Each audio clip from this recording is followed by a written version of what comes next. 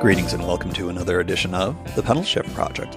The Pedalshift Project is a series of conversations, thoughts, and experiments on bicycle travel adventures. From tips and tricks to ideas on how to ride your ride, let's shrink the world by bike. Show notes and more are available at pedalshift.net/398, and you can email the show at pedalshift.net or text me at 202-930-1109 and check Pedalshift out on all the socials as well. Hello, everybody, and welcome to the 398th edition of the Pedalshift Project. My name's Tim Mooney. Thanks so much for joining. On this edition, it is the patented takeaways episode for the Florida Coast Adventure. And look, it is in the rearview mirror, but I have, as always, many lessons learned from this trip, and I'll share a bunch of them here with you today on the takeaway edition. Before we jump in, we are a mere 2 episodes away from Pedalshift 400. That will be a live show, as I keep threatening, Friday, April 11th. That's easy enough for me to say, at 8 p.m. Eastern, 5 p.m. Pacific, or wherever your time zone is located. Check it out on YouTube at Pedalshift, the Pedalshift YouTube channel, or go through pedalshift.net/live for more. And I will note for the record that if you want to participate in the chat box, you will want to make your way over to the YouTube version of things. If all you want to do is watch and enjoy, do it through the Pedalshift website. That's fine too. We are going to do some Ask Me Anythings. The rest, I'm recording this well in advance, but by the time you hear this, I best have some content ready.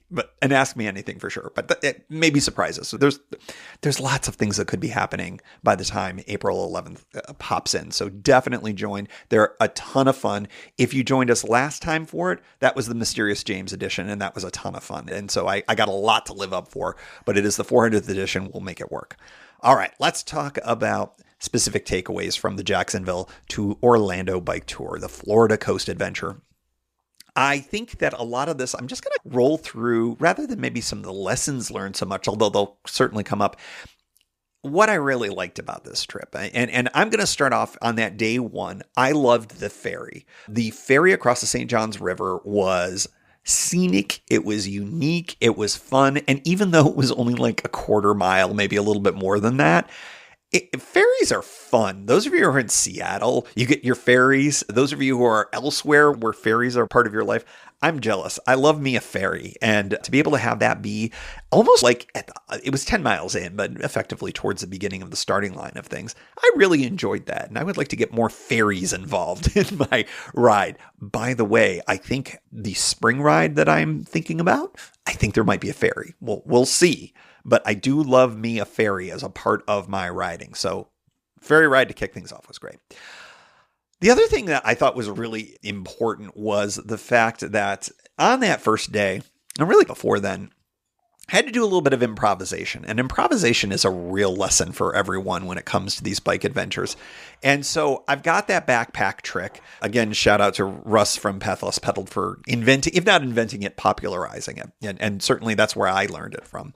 He used a dowel. I've used one before, and I couldn't find said dowel. And my dowel was very particular. It had wrap around it with handlebar tape, and it's really nice and it's perfect, and I couldn't find it, and I thought I lost it. Spoiler, it was in my backpack the whole time.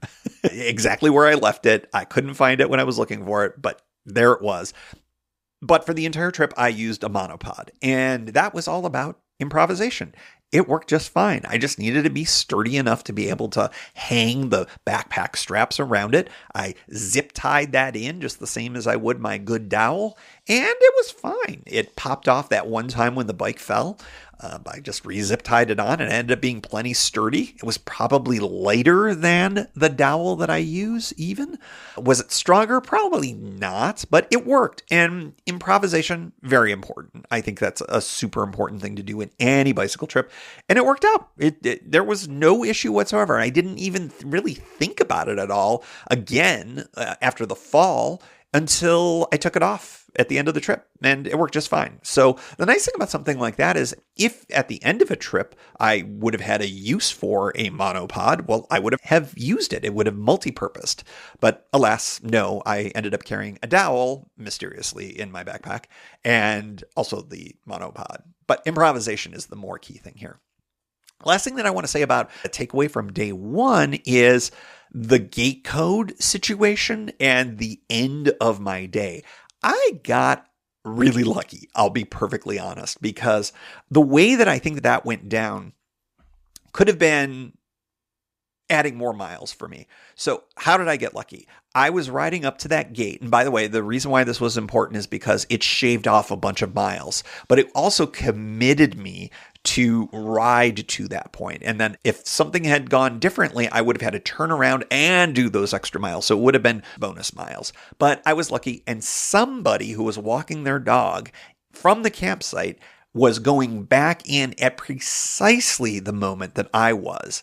And as I learned, had I called at that point, the phone may have just rung, and I would have been just sitting there twiddling my thumbs, trying to figure out whether or not I needed to just call it a day and just like go back around the long way. I probably would not have been terribly patient, I don't think.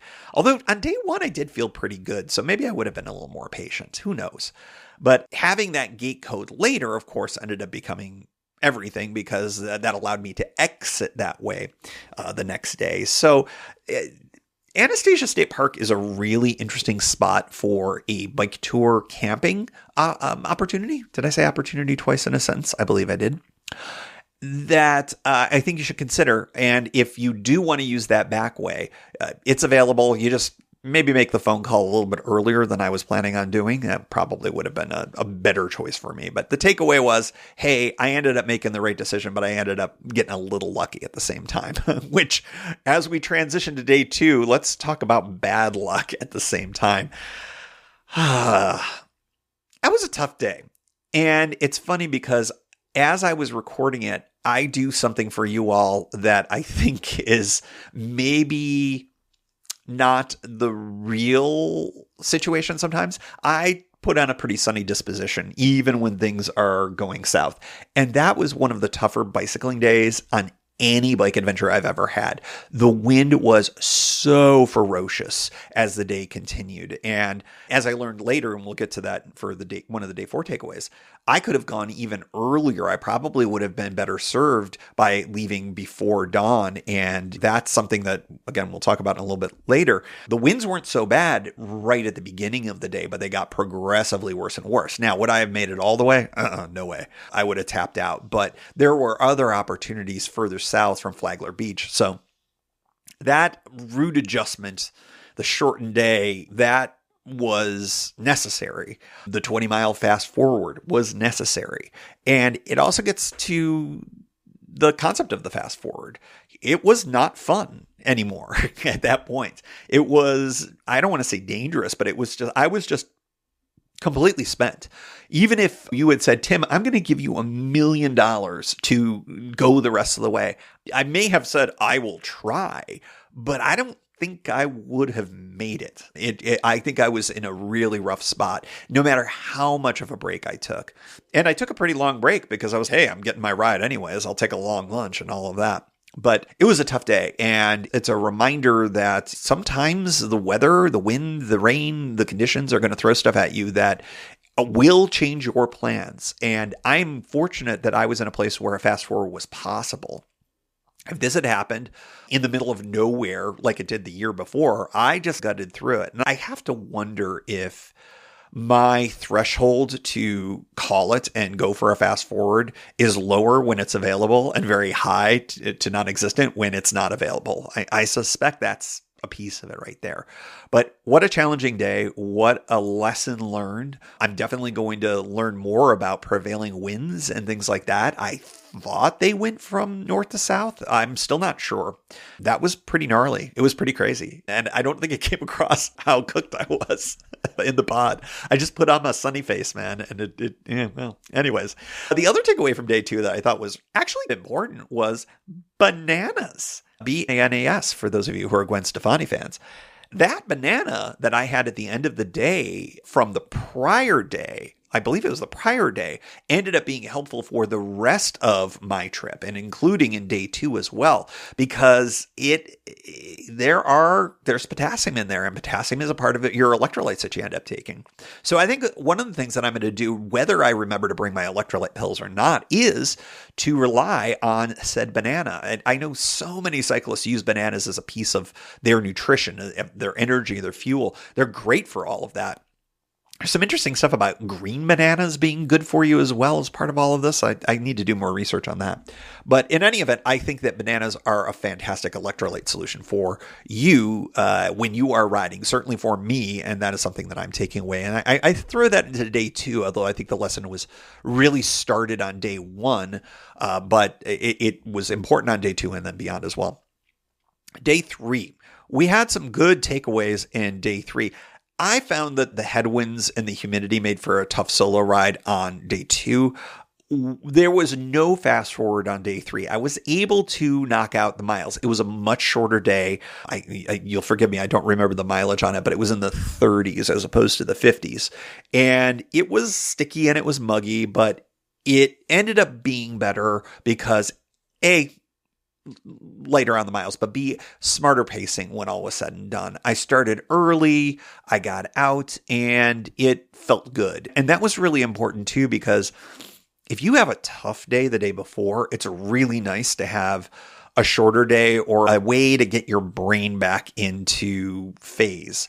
And I was really happy that was the case for day 3.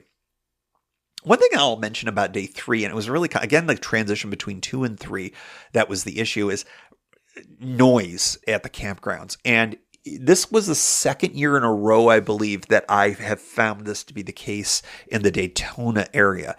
It's a noisy place. It's a really noisy road place. It's noisy from airplanes and helicopters overhead, and they go late into the night, very late into the night.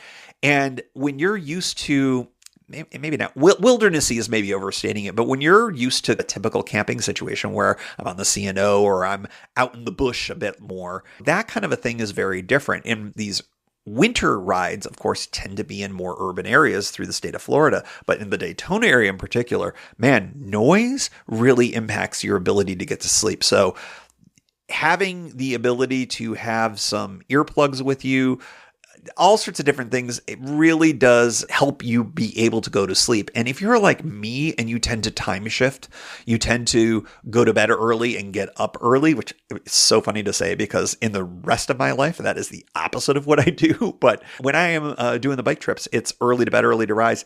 Those conditions are a little tricky. And so you got to be prepared for that. And I'm going to be reminded of that if I do another ride next year in the area, to be extra prepared for it mentally as well, because I was reminded of it when I was in the middle of it, not beforehand. And I think it's handy to know that it's going to be tougher to get to sleep earlier in a place like that. And of course, this applies to all sorts of different tours that are out there. All right, so those were the takeaways in the day 3 range. The day 4 range, the final day, the push to Disney World. This is a little bit of a callback. I thought that the pre-dawn start was a really handy thing. I started off around 6:15 in the morning, which was almost a full hour before the sun rose. And I was able to do that because I knew that I was going to be on the Florida Coast to Coast Trail and that there was going to be infrastructure where I wasn't sharing with motor vehicles. And that I think was really good. Now, I ended up doing my extra little bit because I kept going the wrong direction next to the river, which was actually fun and delightful, but it ended up taking away from the pre-dawn start efficiency, as it were. But at least I got a little more riding in. But it was also great because there were fewer people, there was less traffic, and it was really peaceful and nice for really that whole first section until I got to that fast forward. And I am now starting to think a little bit more about doing some pre-dawn riding where it's appropriate. I do note that there are safety issues. You do want to make sure you've got your lights. You do want to make sure you're doing this in the right places. Now, if we're talking about trails and things like that, many trails do not technically open until dawn. So you've got to know what you're doing and where you're going and what the rules are. But a lot of those rules are loosely enforced, and your ride may vary and your fidelity to said rules may be a little bit different than other people. So just be aware of all of those types of things. But I do think pre-dawn riding may be in my future. For all sorts of reasons, I always say, well, my day begins at sunup or right before sunup, and I have to pack up. And then when it's light enough out, I'll get riding. Well, you can bring your own lights. And I think in some places it's appropriate to take advantage of those early hours, particularly when there's some mugginess, when there's some temperature issues and things like that, as long as it's safe. The fast forward, which was the second fast forward of this trip, I thought was a well-timed thing. This was going to be another very long day, and my energy was not really great. And ultimately, I just wanted to fast forward through a portion of the ride that I had done last year that honestly it was nice that it was on the Florida Coast to Coast Trail, but it just wasn't the most interesting portion of it. And if there was a place to shave off some miles, that certainly was it, because I like Winter Garden, and getting to Winter Garden and going to that coffee shop was a really good, I thought, use of the fast forward. Got a breakfast in me, got a good cortado in me, and I like that place.